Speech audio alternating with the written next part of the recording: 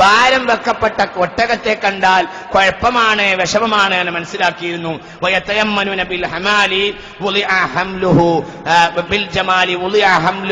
ഒരൊട്ടകം അതിന്റെ ചരക്കൊക്കെ വിറ്റിട്ട് അതിന്റെ യാത്രക്കാരും ഒട്ടകവും മടങ്ങി വരുന്നത് കണ്ടാൽ അത് നല്ലതാണ് എന്ന് അവർ വിശ്വസിച്ചിരുന്നു. ഇങ്ങനെയൊക്കെയുള്ള സമ്പ്രദായങ്ങൾ ആ കാലഘട്ടത്തിൽ ഉണ്ടായതായി ബഹുമാനപ്പെട്ട ഫത്ഹുൽ ബാരി രേഖപ്പെടുത്തുന്നുണ്ട്.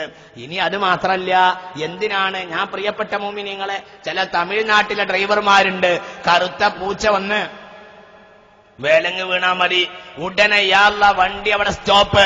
ഇനി വണ്ടി എടുക്കണമെങ്കിൽ ഇത് നിങ്ങൾ ആലോചിക്കണം, ഇത് കേവലം ഒരു തമിഴ്നാട്ടുകാരന് മാത്രമല്ല, ഇങ്ങനെയൊക്കെ കണ്ടപ്പോ ഇതിലൊക്കെ എന്തെങ്കിലുമൊക്കെ ഉണ്ടാകുമെന്ന് നമ്മളെ ആളുകളും വിശ്വസിച്ചിരിക്കുന്നു.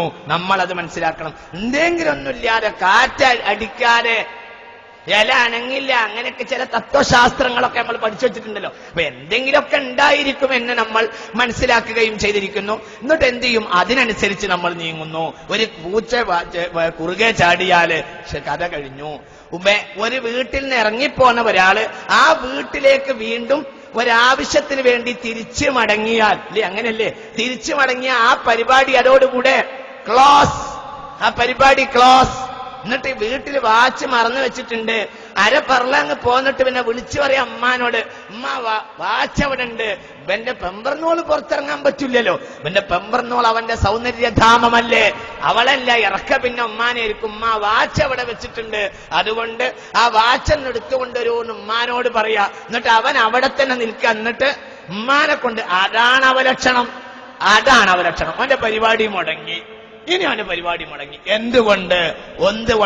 അൽ ജന്നതു തഹത അഖദാമിൽ ഉമ്മഹാതി, ഉമ്മാന്റെ കാലിന്റെ ചുവട്ടിലാണ് സ്വർഗ്ഗമെന്ന് മുഹമ്മദ് നബി സ്വല്ലല്ലാഹു അലൈഹി വസല്ലം. അല്ലാഹുമ്മ ലാ ഖൈറ ഇല്ലാ ഖൈറുക, അല്ലാഹുവേ നിന്റെ എന്ത് അവലക്ഷണം കണ്ടാലും പറയാം, അല്ലാഹുമ്മ ലാ ഖൈറ ഇല്ലാ ഖൈറുക വലാ ത്വീറ ഇല്ലാ ത്വീറുക വലാ ഇലാഹ ഗൈറുക.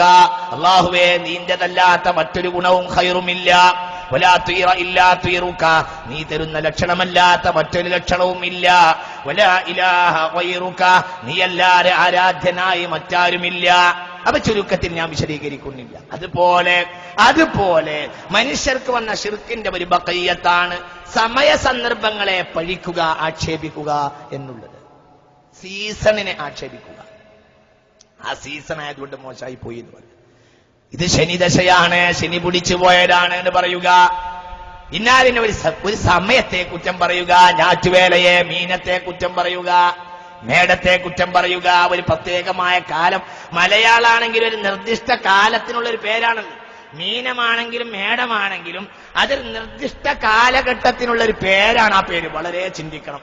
ഹബീബായ മുഹമ്മദ് നബി സ്വല്ലല്ലാഹു അലൈഹി വസല്ലം പറഞ്ഞു, നല്ലോണം ചിന്തിക്കണേ. കുറ്റം പറയുക അല്ലെങ്കിൽ അതിനുവേണ്ടി കാത്തിരിക്കുക അള്ളാഹു കൽപ്പിച്ച കാലഘട്ടമൊന്നുമല്ല, അള്ളാഹു ശറഇൽ പ്രധാനമാക്കിയ കാലത്തെയൊന്നുമല്ല. ഇവൻ ചില പ്രത്യേകമായ കാലസ്ഥിതി പരിഗണിക്കുക, എന്നിട്ട് ആ കാലസ്ഥിതിയെ മനസ്സിലാക്കൂ. ഇബ്നു ആദം, മനുഷ്യൻ എന്നെ വളരെ ബുദ്ധിമുട്ടിക്കുന്നു. യസുബ്ബുദ്ദഹ്റ, അവൻ കാലത്തെ ചീത്ത പറയുന്നു. വഅനദ്ദഹ്റു, കാലം എന്റെ കൈവശമാണ്. ബിയദിൽ അംറു, എല്ലാ കാര്യങ്ങളും എന്റെ കയ്യിലാണ്. ഉഖല്ലിബുൽ ലൈല വന്നഹാർ, എല്ലാ രാവിനെയും എല്ലാ പകലിനെയും സൃഷ്ടിക്കുകയും മാറ്റിമറിക്കുകയും ചെയ്യുന്നത് ഞാനാണ്. അതുകൊണ്ട് കാലത്തെ ആക്ഷേപിക്കരുതെന്ന് ഹബീബായ മുഹമ്മദ് നബി. അതെ, കാലത്തെ ദശകളെ, ശനിദശകളെ, ഇങ്ങനെ സമയങ്ങളെ ആക്ഷേപിക്കുക.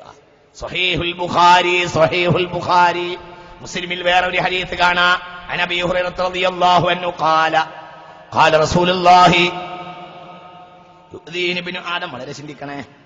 യുദീനി ഇബ്നു ആദം, മനുഷ്യനെ എന്നെ ബുദ്ധിമുട്ടാക്കുന്നു.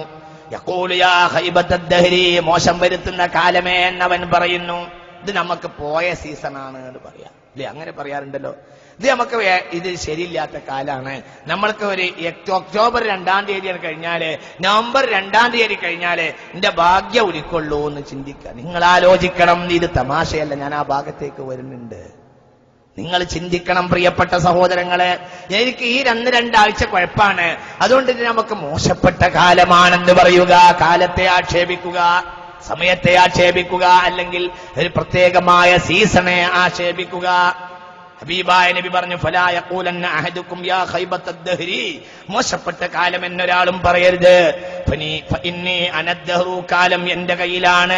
ഉഖല്ലിബു ലൈലഹു വനഹാറഹു, അതിന്റെ പകലിനെയും രാത്രിയെയും ഞാനാണ് മാറ്റിമറിക്കുന്നത്. സ്വഹീഹ് മുസ്ലിം, മുഹമ്മദ് നബി സ്വല്ലല്ലാഹു. ഇമാം ബുഖാരി രേഖപ്പെടുത്ത വേറൊരു ഹദീസ് ചിന്തിക്കുക, വളരെ പ്രധാനപ്പെട്ട ഒരു ഹദീസ് കാണാം. അൻ സയ്യിദ് ബിൻ ഖാലിദ് അൽ ജുഹനി റളിയല്ലാഹു അൻഹു ഖാല, വളരെ പ്രധാനപ്പെട്ട ഒരു ഹദീസ്. സല്ലല്ലാ ലനാ റസൂലുള്ളാഹി സല്ലല്ലാഹു അലൈഹി വസല്ലം സ്വലാത്ത സുബ്ഹി ബിൽ ഹുദൈബിയ്യത്തി അലാ ഇത്രി സമാഇൻ കാനത് മിനൽ ലൈല. ഞങ്ങളും നബിയും കൂടി ഹുദൈബിയയിൽ പാർക്കുന്ന ദിവസം, ഹുദൈബിയ സന്ധിക്ക് വേണ്ടി ഹബീബായ നബിയും ഞങ്ങളും കൂടി ഹുദൈബിയയിൽ താമസിക്കുന്ന അന്ന്, സ്വല്ലല്ലാഹു റസൂലുള്ളാഹി സ്വല്ലല്ലാഹു അലൈഹി വസല്ലം, റസൂൽ ഞങ്ങൾക്ക് അസ്സുബ്ഹ, സ്വലാത്ത സുബ്ഹി നിസ്കരിച്ചു തന്നു. അലാ ഇത്രി സമാഇൻ, മഴ പെയ്തിരുന്നു അന്നത്തെ രാത്രി. ആ മഴ പെയ്ത ഒരു മഴയുടെ ഒരു അംശം ഉണ്ടായിരുന്നു ഭൂമിയിൽ.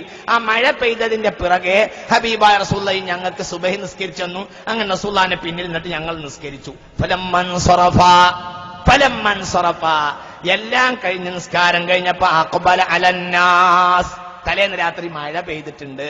ആ മഴന്റെ കഴിഞ്ഞിട്ട് റസൂലുള്ളാഹി സ്വല്ലല്ലാഹു അലൈഹി വസല്ലം തങ്ങൾ സുബ്ഹി നിസ്കരിച്ചു. നിസ്കാരം കഴിഞ്ഞിട്ട് റസൂലുള്ളാഹി ഞങ്ങളെ മേൽ മുന്നിട്ട് വന്നു. ഫഖാല, എന്നിട്ട് ഹബീബായ നബി പറഞ്ഞു, ഹൽ തദറൂന മാദാ ഖാല റബ്ബുക്കും, അല്ലാഹു തആല എന്ത് പറയുന്നുണ്ടെന്ന് നിങ്ങൾക്കറിയോ എന്ന് ചോദിച്ചു. ഖാലു ഖുൽനാ, ഞങ്ങൾ പറഞ്ഞു അല്ലാഹു വറസൂലുഹു അലം, ഞങ്ങൾക്കറിയില്ല നബി, എന്തേ അല്ലാഹു പറയുന്നത് എന്ന് ചോദിച്ചു. ഫഖാല, ഹബീബ് പറഞ്ഞു, അല്ലാഹു പറയുന്നുണ്ട്, അസ്ബഹ മിൻ ഇബാദി മുഅ്മിനുൻ വ കാഫിറുൻ, ഇന്ന് രാവിലെ കുറെ ആളുകൾ മുഅ്മിനുമായിരിക്കുന്നു, കുറെ ആളുകൾ കാഫിറുമായിരിക്കുന്നു. അള്ളാഹു നമ്മെ കാത്ത് രക്ഷിക്കട്ടെ. നല്ലോണം ചിന്തിക്കണം. മഴ പെയ്തതിന്റെ പിറ്റേന്ന് രാവിലെ നമുക്കൊക്കെ ഉള്ള ഒരു സുഖക്കടാണ്. തിരുവാതിരന്റെ അകോമ്പുറവും വിഷുവിന്റെ അങ്ങനെയല്ലേ പറയാറില്ലേ? വിഷുവിന്റെ അകോമ്പുറവും ഇതൊക്കെ സത്യത്തിൽ ഈ സെക്യുലർ സൊസൈറ്റിയിൽ വന്നു പോയത് ശിർക്കിന്റെ അഹലുകാരുമായി കൂടി താമസിച്ചപ്പോ ബഖയ്യത്തു ശിർക്ക് നമ്മളിലേക്ക് കടന്നു വന്നതാണ്. ആ ശിർക്ക് നമ്മളിലേക്ക് കയറി വന്നതാണ്. നിങ്ങളിത് ചിന്തിക്കണം. ഒരു മിംഗ്ലിംഗ് സൊസൈറ്റിയുടെ മധ്യത്തിൽ ജീവിച്ചു. നോക്കൂ നിങ്ങൾ, വളരെ പ്രധാനമായ ഒരു കാര്യം. അങ്ങനെയാണല്ലോ കാര്യം. അള്ളാഹുവിന്റെ ഹബീബിന്റെ മൗലിദോടൽ നല്ല കാര്യമാണ്, വളരെ നല്ല കാര്യമാണ്. മുസ്തഫ റസൂലുള്ളാഹിന്റെ മദ്ഹ് പറയൽ നല്ല കാര്യമാണ്. ഇന്നല്ലാഹ വ മലായികതഹു സ്വല്ലൂന അലൻ നബി എന്ന ആയത്തിന്റെ വ്യാഖ്യാനം സ്വഹീഹുൽ ബുഖാരി കൊടുത്തിട്ടുള്ളത് ഹബീബായ നബിയുടെ മേൽ സ്വലാത്ത് ചൊല്ലുക എന്ന് പറഞ്ഞാൽ സനാഉഹു, നബിയെ സ്തുതിച്ചു പറയലാണ്, അല്ലാഹുവിന്റെ റസൂലിനെ സ്തുതിക്കലാണെന്നാണ്. ഞാനൊരിക്കൽ ഡൽഹിക്ക് പരിസരത്ത് ഒരു മൗലിദിന്റെ സദസ്സിൽ പോയി. ഡൽഹിയുടെ പരിസരത്ത് ഗാസിയാബാദിലാണെന്ന് എന്റെ ഓർമ്മ. ഒരു മൗലിദിന്റെ സദസ്സിൽ പോയി.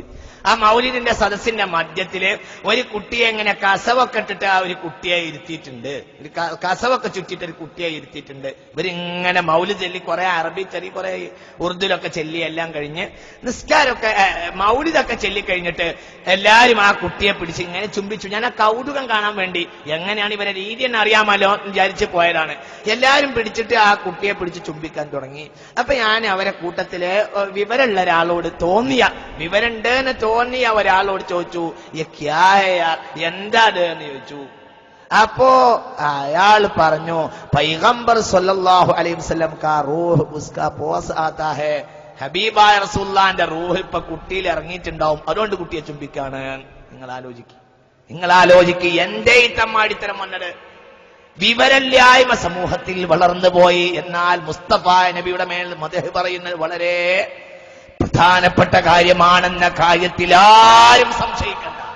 ഇന്നല്ലാഹ വ മലായികതഹു യുസല്ലൂന അലൻ നബി. എല്ലാ നന്മയിലും മനുഷ്യൻ തിന്മ കയറ്റാൻ ശ്രമിച്ചു എന്നാണ് അതിന്റെ താല്പര്യം. നന്മയിലേക്ക് മനുഷ്യൻ തിന്മ